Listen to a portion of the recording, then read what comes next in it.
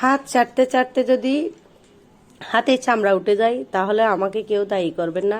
রান্না করার আগে অবশ্যই আপনাদেরকে জানিয়ে রাখি, আমার এই রেসিপি যদি রান্না করেন তাহলে একবার রান্না করলে কিন্তু বারবার রান্না করতে হবে। তো আগে একবার রান্না করার আগে ভেবে দেখবেন এইভাবে রান্না করবেন কিনা। হ্যালো ভিউয়ার্স, কেমন আছেন সবাই? আশা করি ভালো আছেন। আমি মুন্নি রান্নার জুড়ি চ্যানেলে সবাইকে স্বাগতম।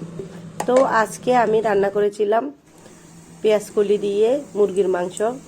তো প্রথমে পেঁয়াজ কলি, টমেটো, বাদাম, কাঁচামরিচ, পেঁয়াজ, রসুন, আদা সব কিছু একসাথে ব্লেন্ড করে নিয়েছি। ব্লেন্ড করে নিয়ে কিছু পেঁয়াজ ভেজে নিব হালকা করে।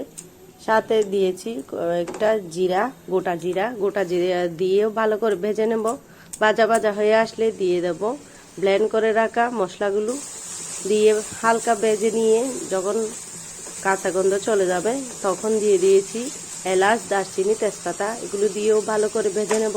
ভেজে নিয়ে যখন তেল উঠা ভাপ হয়ে আসবে, যখন তেল উঠে আসবে তখনই দিয়ে দেবো মাংসগুলো দিয়েও আমি সব কিছু একসাথে মিশিয়ে নেব।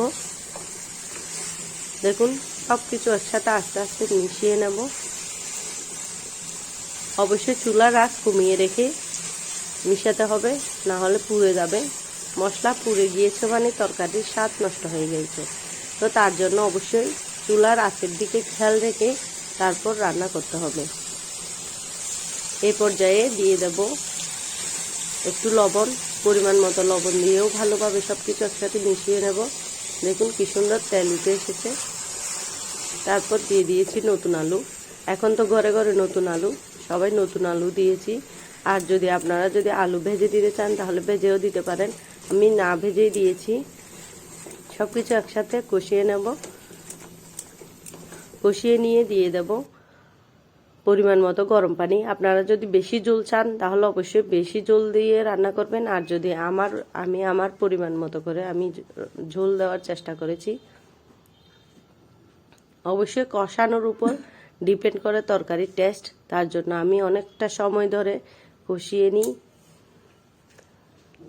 আমি এখানে দেশি মুরগির মাংস নিয়েছিলাম, আপনারা চাইলে ফার্মের মুরগি দিয়ে করতে পারেন। ফার্মের মুরগি রান্না করার সময় অবশ্যই একটু সিদ্ধ পানি ফেলে দিবেন, তাহলে মুরগির যে একটা জীবাণু থাকে সেটাও আর থাকবে না, খেতেও টেস্ট হয়, আর রোগ জীবাণুর ভয়ও থাকে না।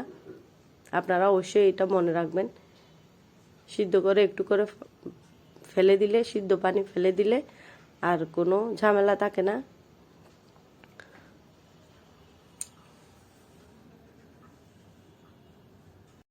গরম পানি দিয়ে এবার ভালো করে ঢাকনা দিয়ে সবকিছু একসাথে সিদ্ধ হতে বসিয়ে দেব। সিদ্ধ হয়ে আসলে নামিয়ে নিলে রেডি হয়ে যাবে আমার দেশি মুরগির ঝোল। আমি আরেকটু ঝোল টানিয়ে নেব। দেখুন আস্তে আস্তে তেল উঠতে শুরু করেছে। সম্পূর্ণ তেল উঠে আসলে নামিয়ে নিলে রেডি হয়ে যাবে দেশি মুরগির মাংসের ঝোল। তো আমার রান্না যদি আপনাদের ভালো লেগে থাকে, কোনো নতুনত্ব দেখতে পান, তাহলে অবশ্যই লাইক, কমেন্ট, শেয়ার করতে ভুলবেন না। আর চ্যানেলটি সাবস্ক্রাইব করে পাশে থাকবেন। আজকের মতো টাটা।